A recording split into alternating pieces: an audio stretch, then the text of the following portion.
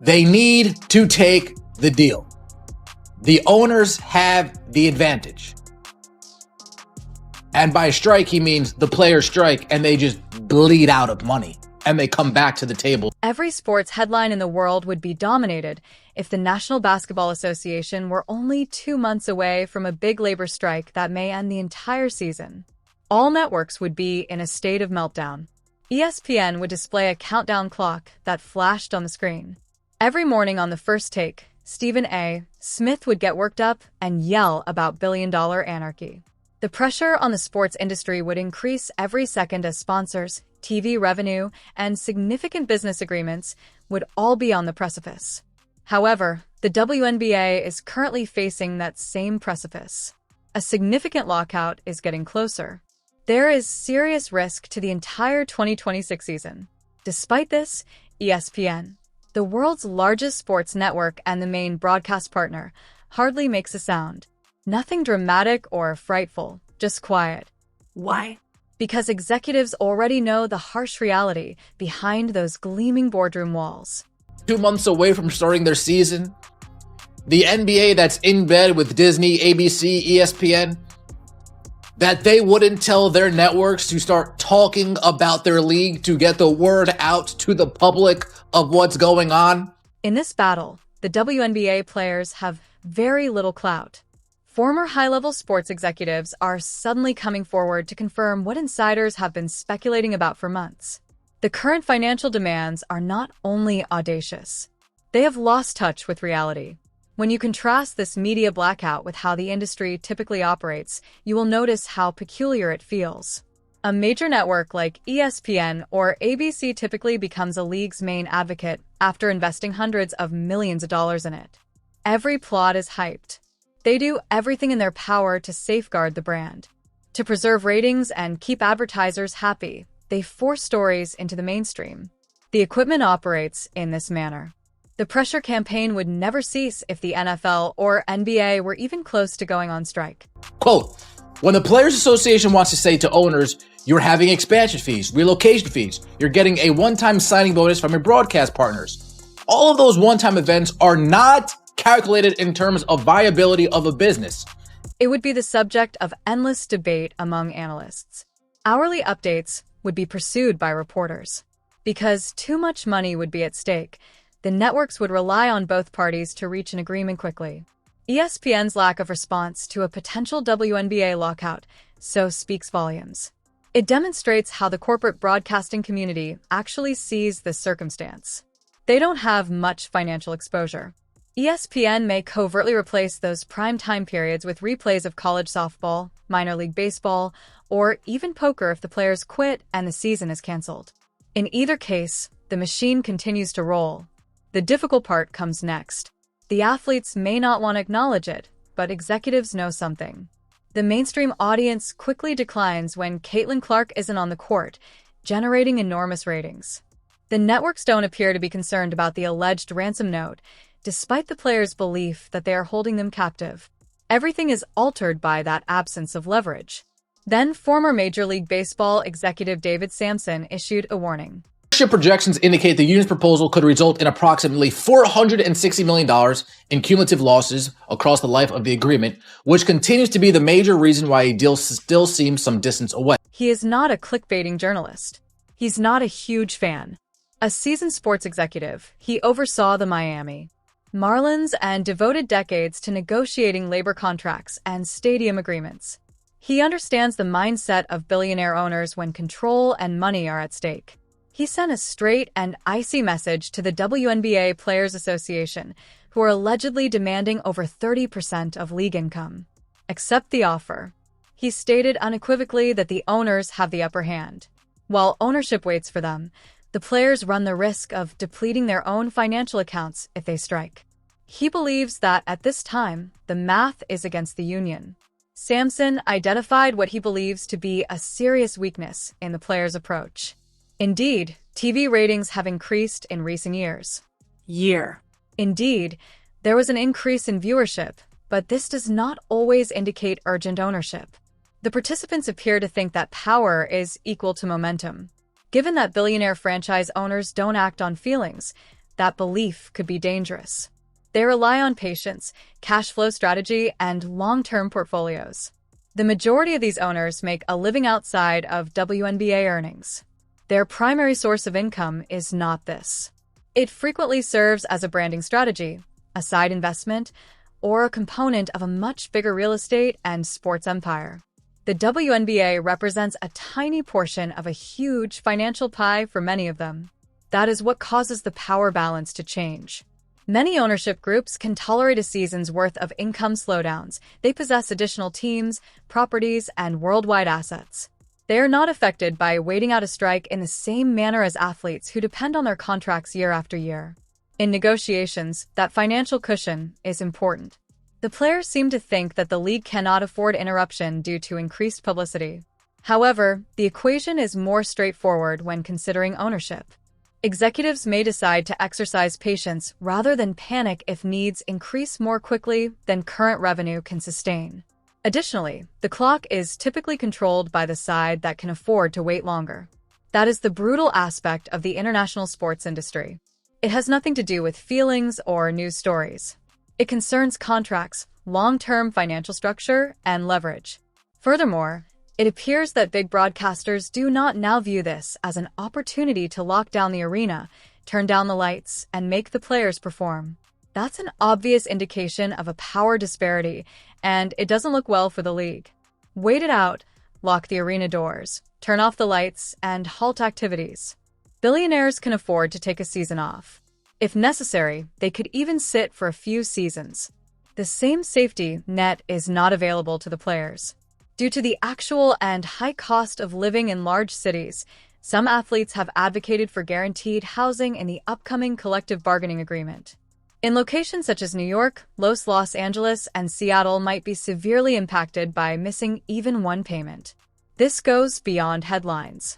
It has to do with cash flow. In this high-stakes matchup, one side relies on consistent revenue while the other has substantial reserves. Everything changes because of that imbalance. This is where things become much more heated, though. David Sampson covered more ground than merely leverage. He dissected this using corporate accounting, fundamentals, and a clear business perspective. Large expansion fees from new teams in Toronto and Portland have been cited by the Players Association as evidence that the league is suddenly overfunded. With its rapid fuel for greater salary, the number is circulated on social media.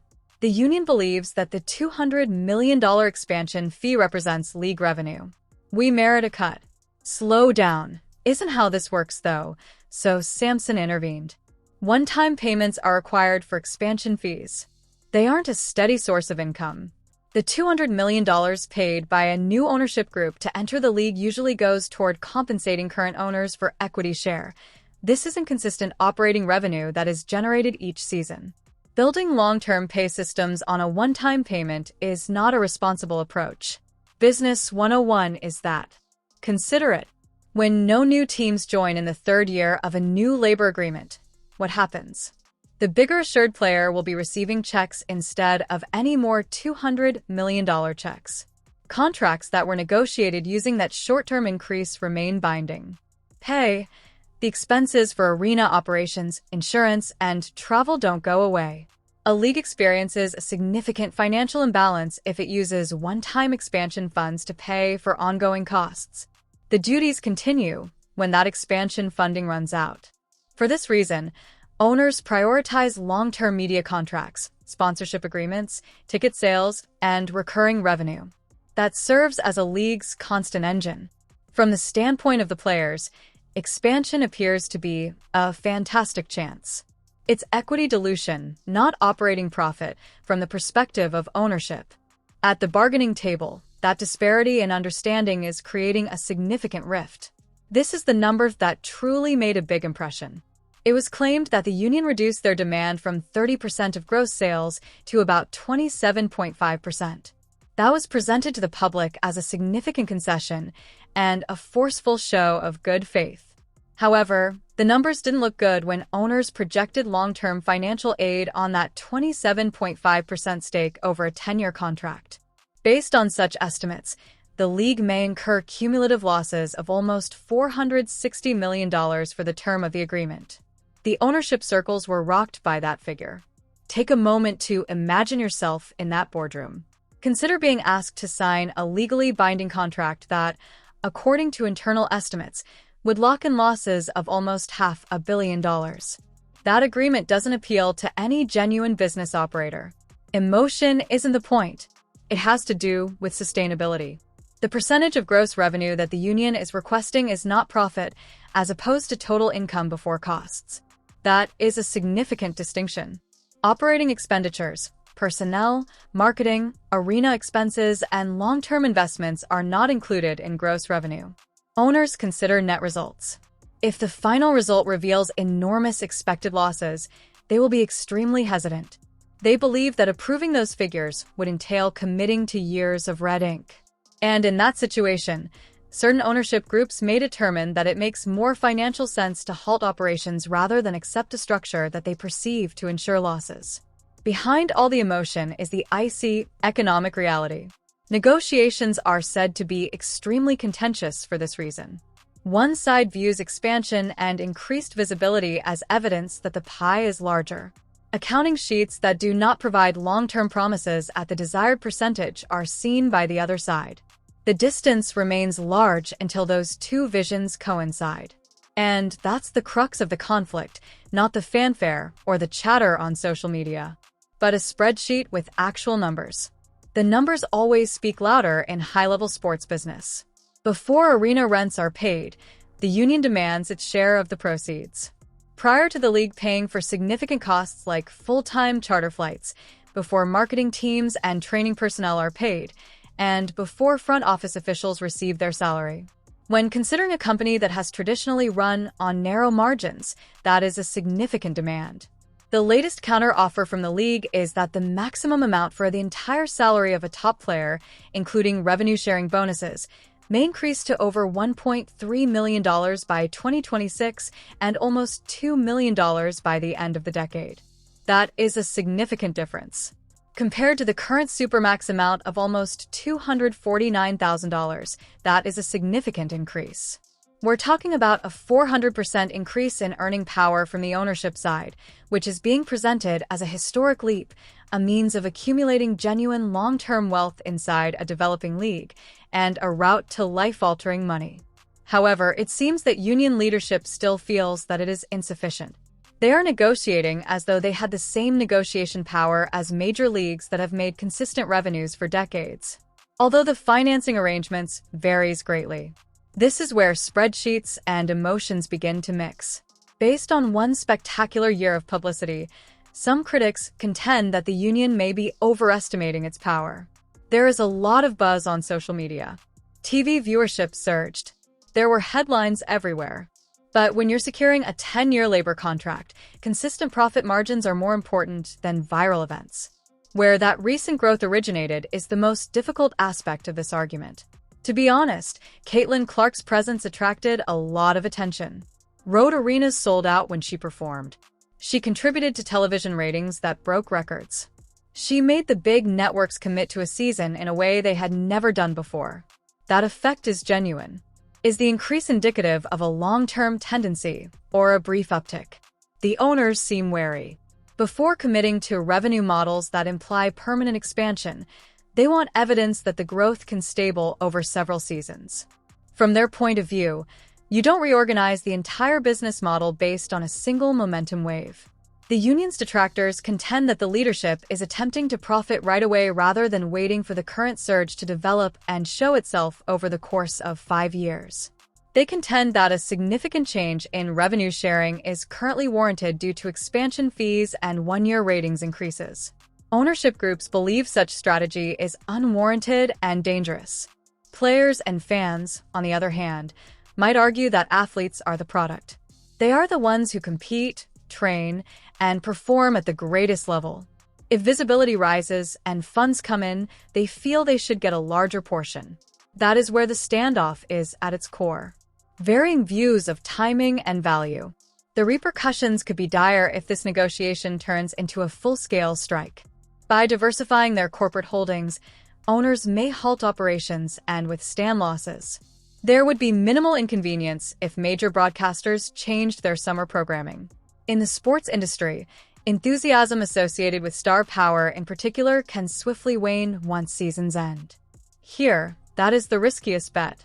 Pushing hard today, according to one viewpoint, ensures long-term justice. According to the other, pushing too hard too quickly could cause everything to become unstable. Both sides of the heated poker game are thinking they have a superior understanding of the math. What's actually going on, then? Are one-time expansion fees being misinterpreted by the union as consistent revenue? Or do owners have a more aggressive approach to profit protection and an understanding of long-term upside? That is currently the topic of discussion igniting the sports industry. Leave your critical comments here. Is this an instance of purposeful hardballing by billionaires who know they can wait longer? Or is it a case of financial miscalculation? Let's dissect it.